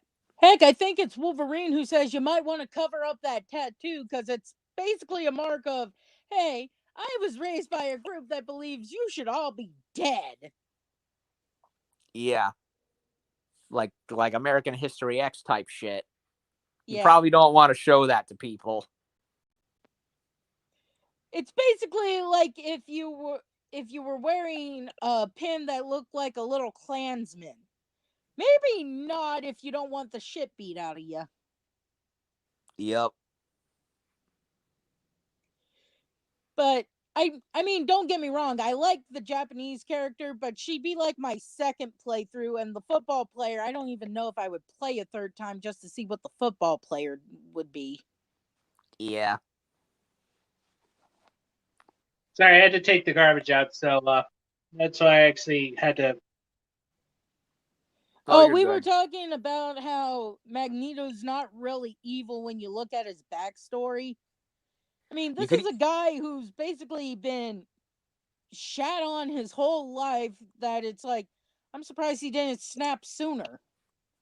You could even make the same case for Dr. Doom in a couple of instances. Like, the reason why part of the reason he became who he was because Mephisto fucked him over when he took his mother's soul or whatever. So, in that respect, it's like weaponized nerd rage. When he did the representation video for Avengers Infinity War, because SJWs were complaining about diversity again, he listed like Dr. Doom as his favorite Marvel villain, but he also, at the same time, he said, I can't really say Doom is a villain because sometimes he is a good guy. He might just be misunderstood, but you get my point. Yeah. My friend Emma actually got me a comic series with all the Gwenpool comics, which I love Gwenpool and I wish they'd use her more. But basically, we see her talking to Doom while he was a good guy at the time. They even pulled a similar trick recently with the Transformers comics with IDW, And I know IDW gets a lot of shit on them these days, deservingly so, when they hire bad writers to push agenda. But they're the for I haven't read those comics in a while, admittedly, but there was an arc where Megatron actually did convert to the Autobots, where he went through a character development where he was kind of like he actually kind of woke up a bit to all the damage he's done, and he basically became an Autobot, and he's trying to they were doing to him what Transformers Armada did with Starscream back in the day, where he's kind of like he's finally like looking at the other side of the perspective regarding Didn't they do that in Beast Wars 2 with a couple characters? Dinobot, I believe. Yes. Yeah, one of them was a raptor. Yeah, Dinobot is the Velociraptor, and they also did it with Black Arachnia. I loved Black Arachnia. What was good about Black Arachnia was she wasn't supposed to be a Predacon. She just got turned into one when they took her pod at the beginning of the show. So it's basically her trying to return to what she originally was supposed to be. Whereas I love the one episode where one of the robot pods ended up taking the form of an ant, and you have the male spider Predacon or whatever you want to call him. Tarantula. Yeah. Damn it! I wanted to make him a spider like us, but he'd already scanned an ant pile. Oh, you mean Inferno, right? The ant one. Yeah. Yeah. Beast Wars was great. And that was freaking funny because the whole time, protect the queen! Yeah, because he got an ant. He scanned an ant, and that caused his personality to be consider Megatron the head honcho, just not in the way everyone expects him to say it. That show was great. I love the ones that were like a mix of two creatures. Oh, the Fusers. Like, I had so many action figures of those things. And when I went to rewatch the whole show, I was honestly kind of disappointed that there was not more of them. You had freaking Silverbolt, Quick Strike, I think his name was, the Cobra Scorpion one, Gesundheit, and finally, what was his name? Tiger Claw or something? I don't know. He was a Transmetal second version, and he was like a tiger with wings. I can't remember his name, but didn't Cheetor end up like a werewolf thing or something at one point? He got turned into a Transmetal 2, which was basically like a second generation version of the initial Transmetal thing, where they kind of have that hybrid metal and flesh thing going on, where he got turned into into that new version, and he couldn't.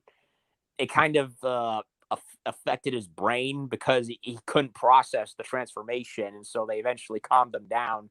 He was like, okay, I'm used to my new form. I'm good now. But yeah, he went wild as a result of it, and they had to I loved when they ended up jumping in that goo stuff to get newer forms in a later thing. That was the thing where they eventually got a plant-based one named Botanica, I think. Yeah, in Beast Machines. I gotta rewatch that one as well. I actually like Botanica because it's like, well, what happens if a pod does land in an area that doesn't have, fauna running around? Yeah, vehicles, animals, none of those. You're stuck with just plant matter. What do you do? That is a good question. I mean, hell, one of the more recent, the Cybertron, the third anime one in the Unicron trilogy. There's like one that actually is clearly disguised as a street lamp. But I loved when Black Arachnia grabs one of the henchmen thinking it's her boyfriend, but it turns out to be Waspinator, I think. Oh yeah. Not Doggy Pot.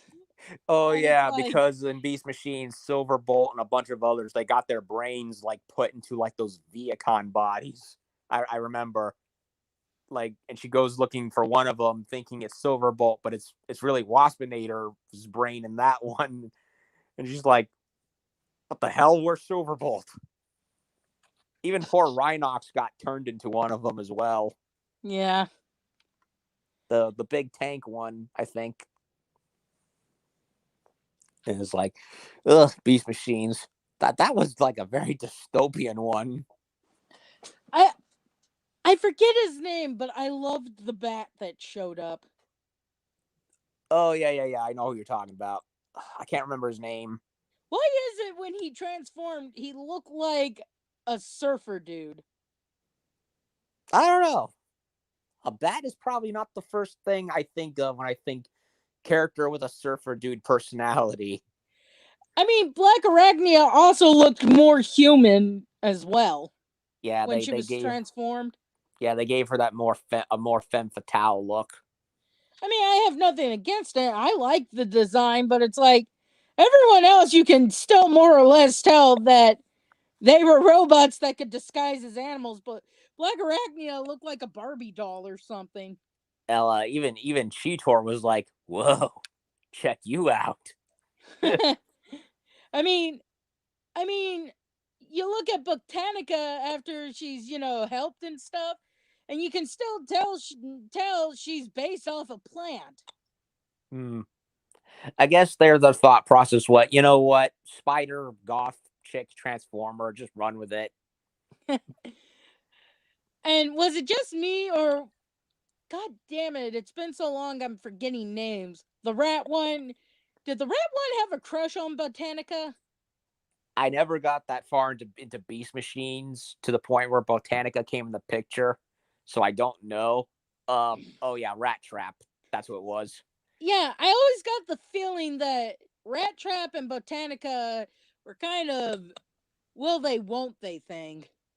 Yeah, the only reason I know about Botanica and the Savage Noble is mostly due to a Transformers visual guidebook that I bought years ago and read through profusely.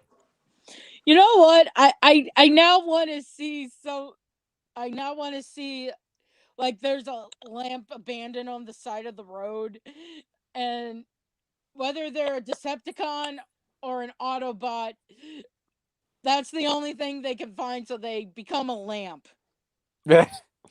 Well, one of them did because in Cybertron, Galaxy Force, I think it's called in Japan.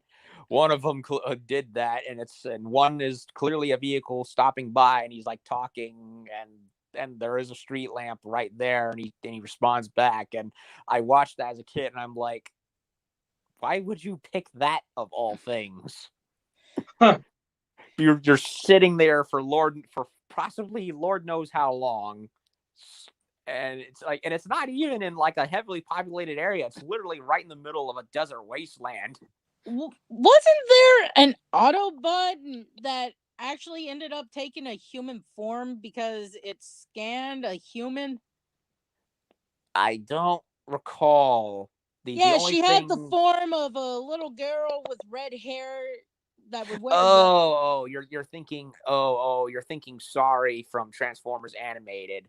Yeah. No, yeah, I can't remember what they did, what the whole thing was that. I think the thing was the dad like constructed her from Cybertronian tech or whatever. That it because or something like that. I can't remember exactly what happened. Like I watched that show for a while, then for whatever reason I just kind of it fell off my radar.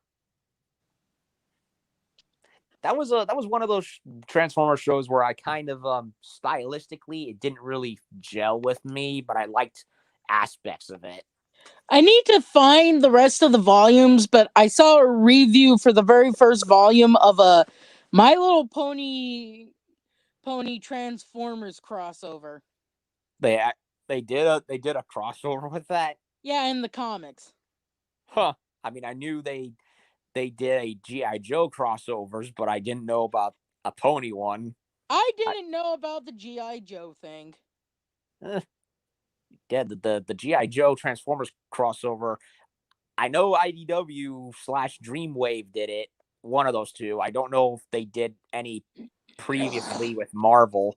I wouldn't be surprised if they did, really.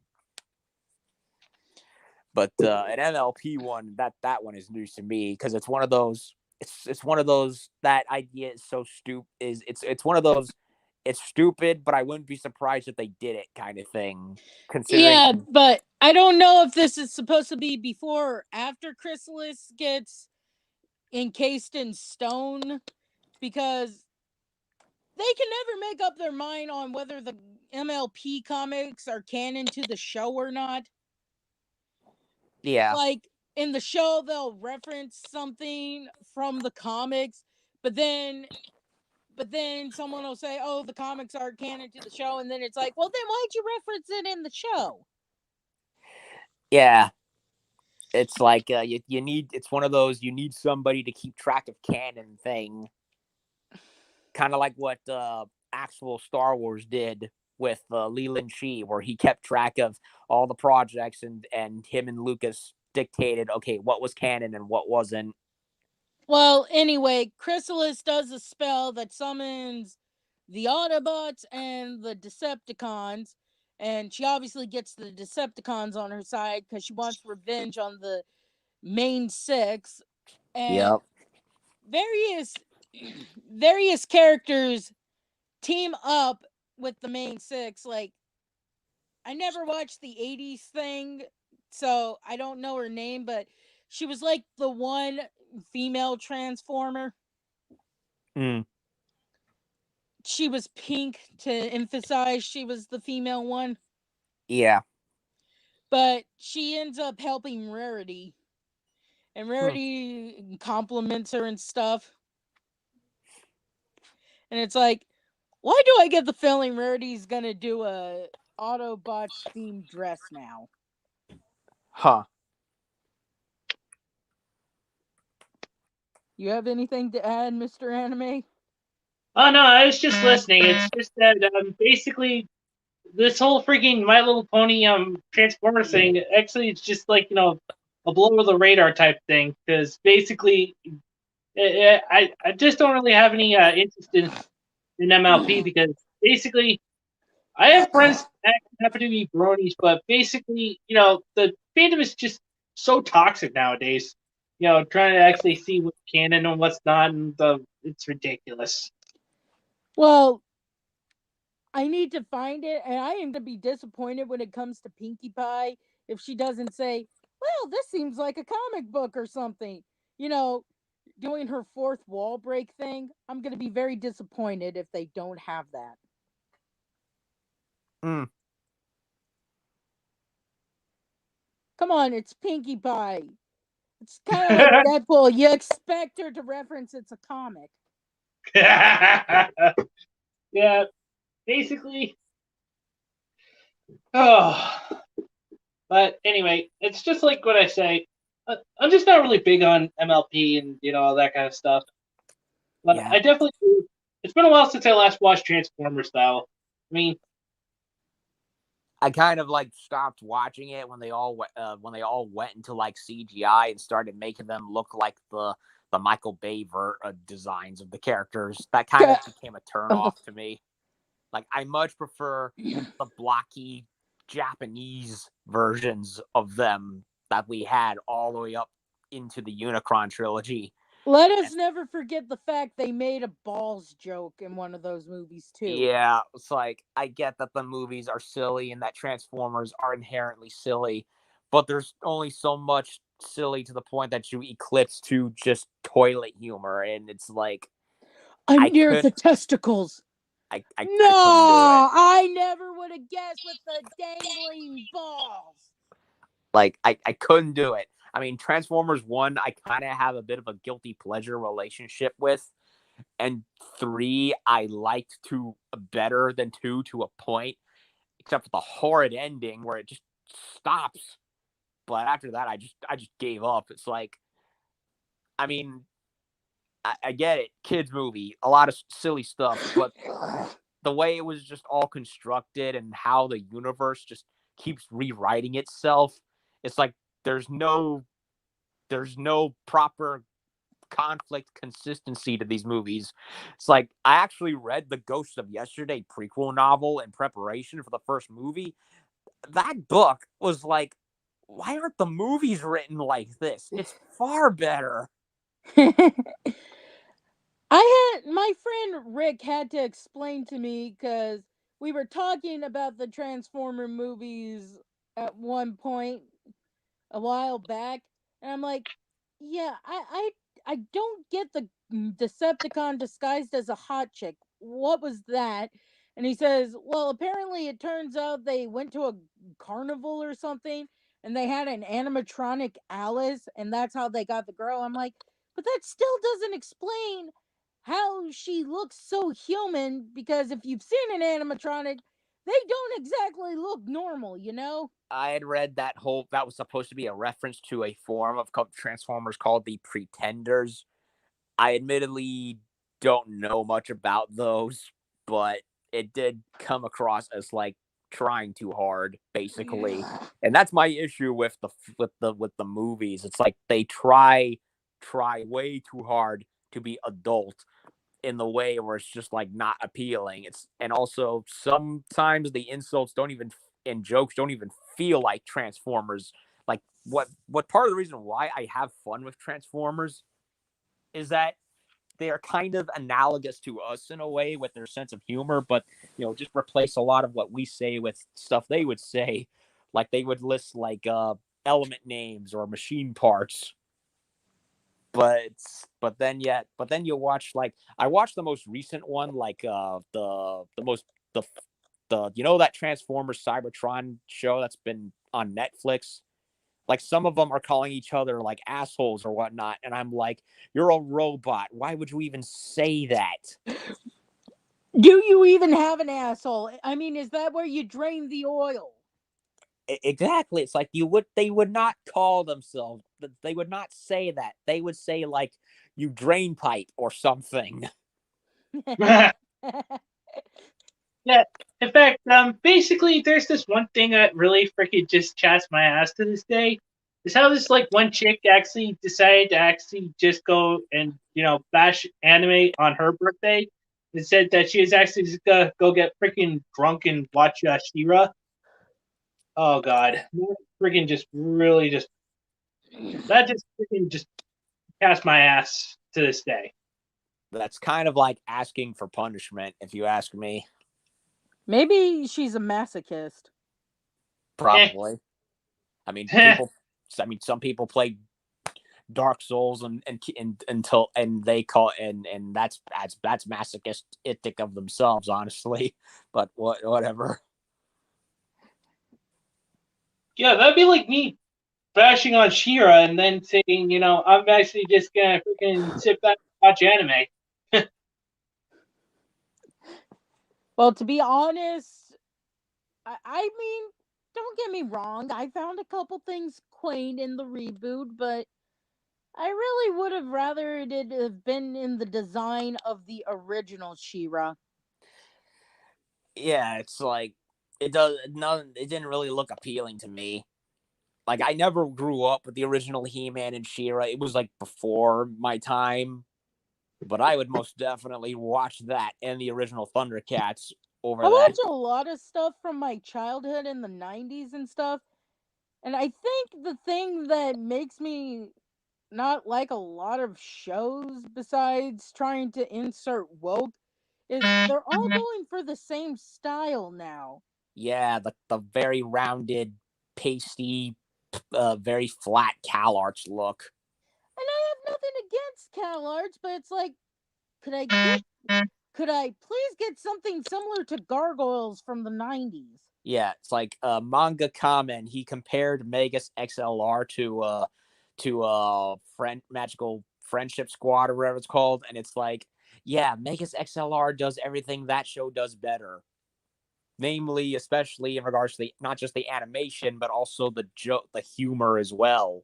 It's just a genuinely funny show because it's much more better written, particularly in the fact that the jokes are not nearly as dated. Hell, Kappa Mikey's funny because basically Mikey's drawn more in what we would normally see in Western style, but while he's in Japan, everyone is this anime look, and it's like, well, I wonder who the main character is. The Billy and Mandy even did a similar joke where Billy was having eye problems, but he didn't want to wear glasses, so Grim and Mandy zap his eyes with Grim's scythe to try and get him to see better. Oh yeah, but he ends up speaks seeing a Japanese, and he's different. like, I can't understand you. Yeah, and Grim looks like he looks awesome, and Mandy has that more anime pointy nose thing, and they're all speaking in Japanese. This is kind of like Powerpuff Girl Z or whatever it was called, the anime version of the Powerpuff Girls. Yeah, I heard of it. I kind of want someone in Japan to see that scene from Billy and Mandy and be like, how much money is it going to take for us to make an anime of this? I'd watch it. I would too. Yeah, so I'd actually throw all. I'd actually freaking support whoever actually picks that up. Basically, I mean, you need to actually support like more like creators and stuff like that. But with like the animation studios actually dealing with crunch times, long work hours, not enough pay. I kind of feel bad for these people. Yeah, that's the problem I have societally with Japan. I mean, I know that we have our own issues, but I'm not. I know it's kind of like not really my lane to criticize another culture, but I do think, yeah. I mean, credit to Japan for being hardworking and all. But you have a lot of people, especially in the animation industry, where they're working long hours on a desk all day. They got back problems and they're exhausted to the point that you have them falling over to near death in their 50s. Like, they would be perfectly fine one day, but then they'd be walking on down to the metro, and they're just so exhausted they just collapse. And it's like they have to be hospitalized because they're just so mentally and physically worn out. It's like you kind of just want to tell them, like, ease off a bit on the work hours, let them relax or something. Oh, Konami was a horrible thing. Yeah. And I hate Konami. They're making pachinko machine simulators. I'm like, no, I want Silent Hills. Where is my Silent Hills? I loved that playable trailer. What the hell? Yeah, exactly. And having Norman Reedus actually play as like a possible protagonist, but then have him like freaking talk to another project like freaking Death Stranding. Yeah, the Konami situation is a little more like in depth. Like, I mean, I know Razor Fist gets gets a bit flack for his jokes at Kojima's expense, but it's actually both sides were wrong in this, because yes, Konami does deserve a lot of the criticisms for how they treated a lot of employees, but Kojima was vice president, and he funneled a lot of money to his own projects, and in a lot of cases, as was the case of Metal Gear Solid 5, went way over budget and just kept going and going, making the game. And by the time a product was supposed to have come out, it was like, you wasted too much time. Get the product out now. We've given you as much as we can. And now they're broke. So it's not so much that they can't. It's not so much the fact that, true, yes, they're not making the games we want them to. They can't make the games we want them to because their cash was spent, so they resorted to pachinko machines to try and recoup what losses they could. So it's really a lot of mistakes on both sides, really. Exactly. Go ahead. Also, much like my idea for basically a point and click thing that would basically make fun of people who complain about various games, like having the option to punch an XP of Anita Sarkeesian into the sun. I still want to see that. like a parody game in vein of Duke Nukem and that one game, Matt Hazard or whatever it was. And I forgot what I wanted to say. Fuck. You were talking about a game that had like SJWs and you got the option to stick around at their expense. Like example, you would have either the choice between a male character or his female significant other. And if you chose the female significant other, you'd have Anita Sarkeesian saying, "Oh, typical. She has to have a man, so she's going to save him." And then you're given the option: would you like to punch her into the sun?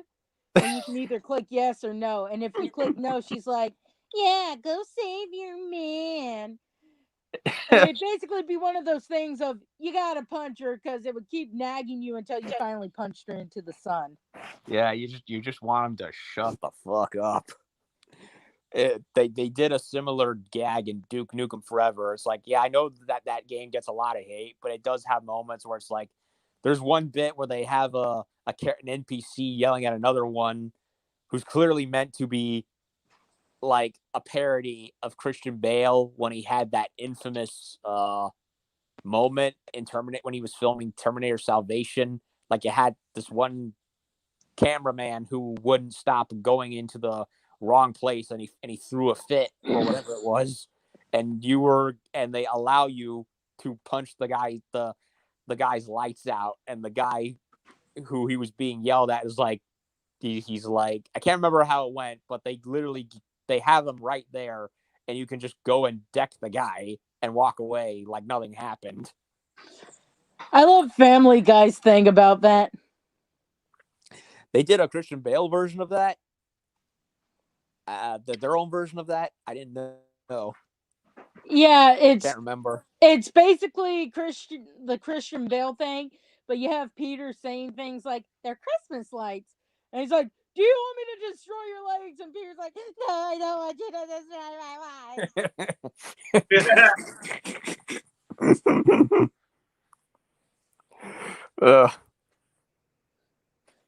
Yeah, I haven't watched Family Guy in a while, but when it's funny, it's funny. Yeah, exactly. It just kind of freaking killed the movement when freaking Brian died, and basically they actually brought. I think that was because the audience viewing was going down, so they're like, how about we kill a character and see if that brings the thing back up, and it worked. But they didn't really kill him off. They brought him back anyway, right? They had Stewie prevent his death. Of course. I mean, they pretty much resorted to like a shock death, but not really, in order to garner attention. That's the problem with a lot of those long-running shows. It's like, how long can you stretch it to the point where it's like it's gotten, it's gotten stale. They had a joke for The Ring where Chris is vaping as well as Stewie, and a ring of smoke lands on the ground, and Chris is like, "Ha ha, like The Ring." And you have the ring girl crawl out of it, and they freak out and run away. And she's standing there, and Quagmire crawls out saying, "Hey, where you think you going?" And she starts screaming and running, and he starts doing a crab walk saying, "Giggity giggity crab walk."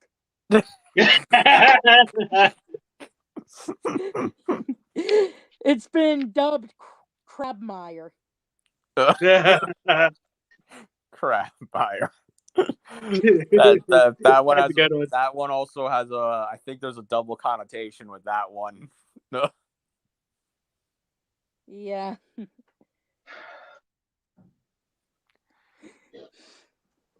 Well, I'm gonna call it good here for now, guys. Would you guys like to actually say any final words before I actually end the stream? Eat the woke. That is always my saying. Eat the woke. That's all they're useful for is meat. Okay. Yeah. Well, Alex?